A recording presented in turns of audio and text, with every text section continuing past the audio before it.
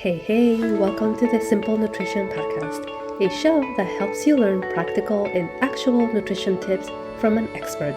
I am your host, Leonila Campos, a registered dietitian with over 8 years of experience in the nutrition field. Hey, welcome back to another episode of the Simple Nutrition Insights Podcast. I am your host, Leonila Campos, registered dietitian, and today I am actually doing a live stream. So excuse the noise, it is a holiday, so my children are with me, so I'm sure you'll hear them. But first of all, thank you to all the military men, women and men, and our veterans. Thank you so much for your service. I want to make sure that I say that first and foremost. And in today's episode, I want to talk about a little bit more about stress and stress management and how it relates to nutrition. I've done a few episodes on stress management and ways to identify it, reaching out for help, right? Because when it comes to nutrition, it plays a huge role in our food choices, in our ability to make those healthy options. And so I wanted to take a different approach today. I'm going to start with a quick story here, right? Because I'm experiencing it at the moment, and I think it's important to share my experience and then provide some of the tips that maybe I am using and some of the tips that my clients and I have used in the past. So last Tuesday, I usually go to a swim class Tuesdays and Thursdays. And actually, last month, I was so busy, different events, meetings, and school activities that were on Tuesdays and Thursdays. So I didn't go for most of the month, and so I was really missing it. So I went back the prior week, and then last week on Tuesday was essentially like my first day for that month. So I finished my swim. I was so excited. And so I was coming home, my usual route. And I come to a stoplight, right? Because it's red, obviously. So I stopped. And then it turns green, right? So I usually wait a few seconds, right? Just to be safe. And then I went, right? So the last thing that I remember is that I heard like a really loud bang and that my car like spun, right? And I wasn't going fast because it was a stop light, right? So I was just going really slow. Just regular speed as you are crossing the intersection. And so I remember saying, "Oh my gosh." And as I got spun, right, because the lady that was coming the opposite way ran the light, right? So she hit me, and I was like, and I just saw the car keep going, and I was like, "Oh my gosh, the car left." So I was getting, back to like, what just happened? Because obviously, when you get in a car accident that you don't expect, you are almost like in disbelief, right? So, and then I hear people like, talking, and then these two men approach my car, and they're like, "Are you okay?" And I couldn't say anything, right? Because I was like, "What is happening?" And then my shoulder was hurting, my neck was hurting.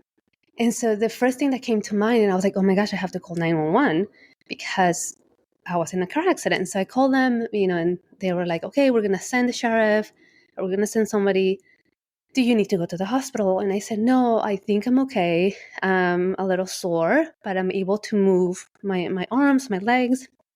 And so the dispatcher said, "Okay, just make sure that you stay where it's safe," right? So as I'm trying to figure out how to get out of the car, right? Because all my airbags from my side were deployed.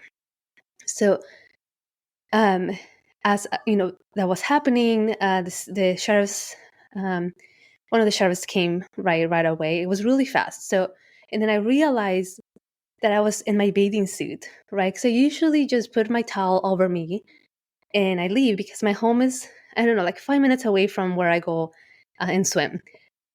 So I realized that, and I was like, "Oh my gosh, I have to put my clothes on because I have to get out of the car." So I'm putting my shorts on, I'm putting my sweater on, and then I grab my little bag where I had my wallet and my keys, and I couldn't get out of my driver's side because the door was like locked, or like it was stuck, right? But the sheriff officer ripped the airbag and was able to open the door, so I was able to get out. But thankfully, right, nothing major happened to me. And the ambulance or the paramedics asked me, do you need to go to the hospital? Your blood pressure is okay. You're gonna have pain. It's usually going to intensify. And I was like, great. But I was thinking, like, this is just insane, right? Because it's something that happens so fast, and you don't really think about it, obviously, right? Like, it's just so fast. And so, they're taking my information and they're taking the other person's information, and I'm glad that they're okay, right? Because it was a hit on. And they were out of the car. There were two women, and so they were out of the car and they were okay. And so I looked and see my car, and I'm like, oh man, this sucks, because we only have two cars, thankfully, right? So my husband has his car, I have my car, but I use my car for everything, right? To take the kids to school, which I'm thankful that they were not with me. Oh my gosh, I think that's the thing that came to my mind. Thank goodness that the kids were not with me, right? Because that's a whole different story. But I was just so sad. I'm still sad, that my car is like total, right? Because it was hit on that side. All the airbags, were deployed. So now I'm like, dang it, I have to find a new car, and it's just insane. But here's the frustrating part. Sometimes when the situations are not in your control and the other person is at fault, you feel so frustrated, because the CHP officer comes back to me and said, yeah, the lady said that she did run the red light, that it was her fault because she was looking down trying to get a cigarette. And I was like, what the heck? That could have waited, or like, fine, you can find your stupid cigarette, park somewhere, get it. I don't know. But sometimes we go through the motions, and like, we are so mindless and not paying attention that this could have ended worse, right? Like, what if she ran the red light and like there was somebody walking or running across the street, right, passing the intersection, which I think about sometimes myself, because that's my route when I go running. And I'm like, that person could have died. Or I think about my kids, or my oldest, when my husband and him go for a bike ride, and that's a route that they take. Like, what if this lady, obviously she wasn't looking and just run the red light, So like, all those things come to mind, and it's so frustrating, right? So like, I try to not think about it, but it's hard. So I think it is important to acknowledge the emotions, right? Use tools and techniques that we have in our bag to process them, but also use this experience as a teaching moment, right? That we might want to do a million things when we're driving. Use a phone, be looking in our bags, trying to find a stupid cigarette, whatever the case may be, when we have to just focus on driving, right? Or focus on that particular thing that we're doing. Because literally, it's just in a matter of a split of a second, right? That things can happen. And now we're in this situation, right, that we could have avoided. In my case, I couldn't have avoided it, right? Because I literally didn't see the person coming. Otherwise, I would have avoided it as the best of my ability. And that is one of the questions that the adjuster from my insurance company said, right? Do you see the person? And I was like, no. I waited a few seconds, the light turned green for me, and I went, right? Now I wait a few more seconds and I look on both sides, even if the light is green. But because now it's so in a way traumatic right now. I know, and I'm like, oh my gosh, I have to make sure that there's no cars coming running the red light. So it is definitely important to take care of ourselves in so many ways, right? When we have these situations, but also be so mindful of our, what is the word? I can't even think right now. Of the things that we do, right? Like, are we driving distracted, right? Do we know what we're doing? Specifically in when we're driving, right? Because that, man, yeah, that's just insane.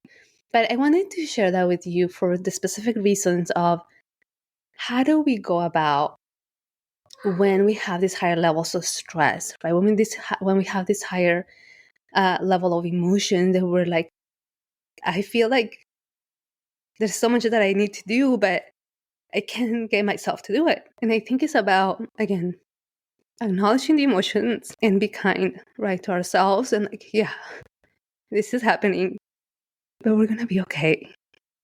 What can we do now, right, to take care of ourselves? And I think that's fueling ourselves properly, right, making sure that we're having these balanced meals because they're going to give us the energy, right, that we need. Doing something that is going to help us with that stress, right? So in my case, exercise, right?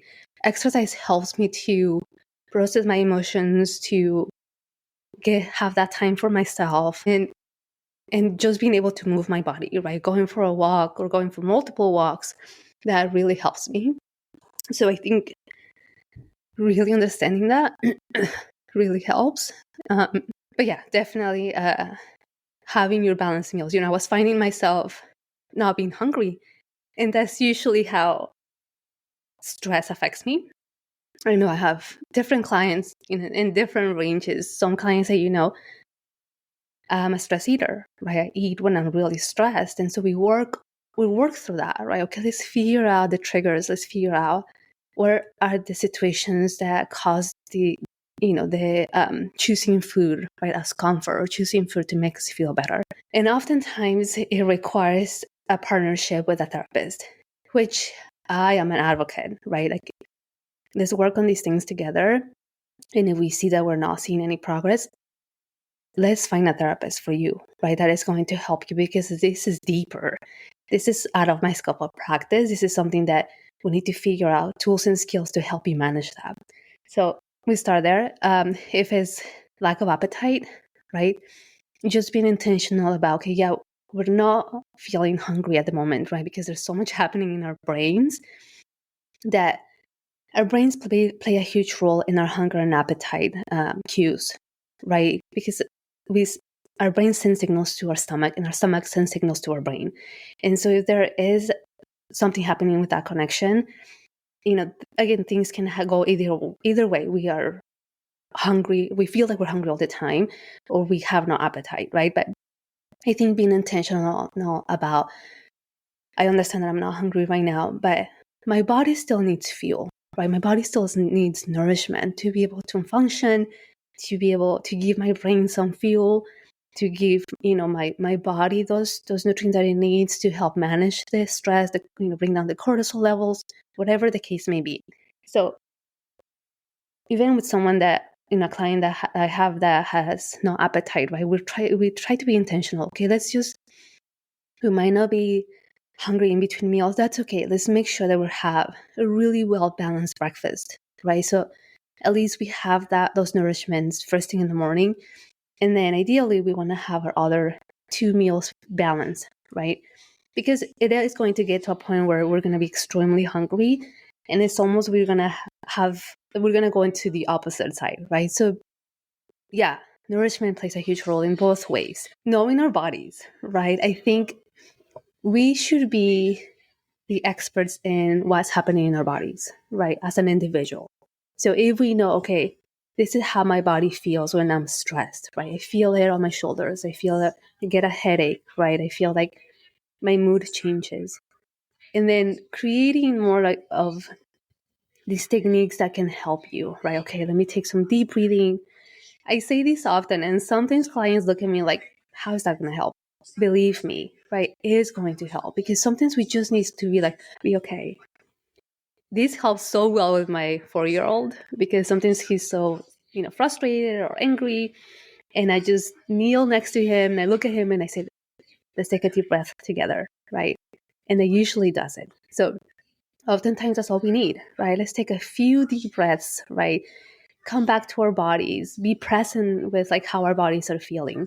And then, right, if we need more, okay, let's take a walk, right? Let's step away from our desk, from the situation, just so that way we have a clearer mind. And there's so many other techniques, right, that someone can use too.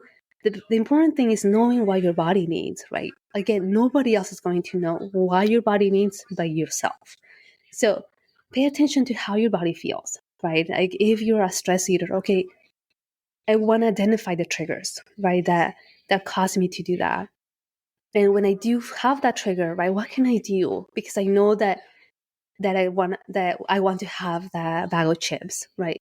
But what my body actually needs is being able to process, that strong feeling, or being able to have some deep breathing, right?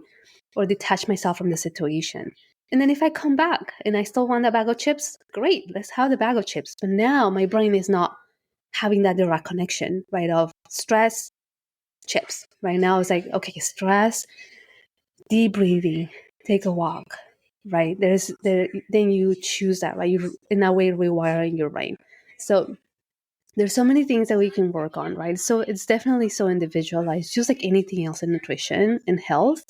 And so I think it's important to, again, know your body, know that if you need support and help, right, that there is someone out there that can support you and help you, especially if you've been struggling with these for such a long time. So again, even when we think about that, what our current situation is, right, that there's no way to take care of ourselves, that we should be the priority, right? Even if it's in a small way, like having those balanced meals, right? Prioritizing our nutrition, because it's going to help us long term, and it's going to help us to get through those situations, right? This one is a short one, my friend, but I just wanted to stop by, share with you what is happening, right? Give you some tips, give you a little bit of hope and some advice, right?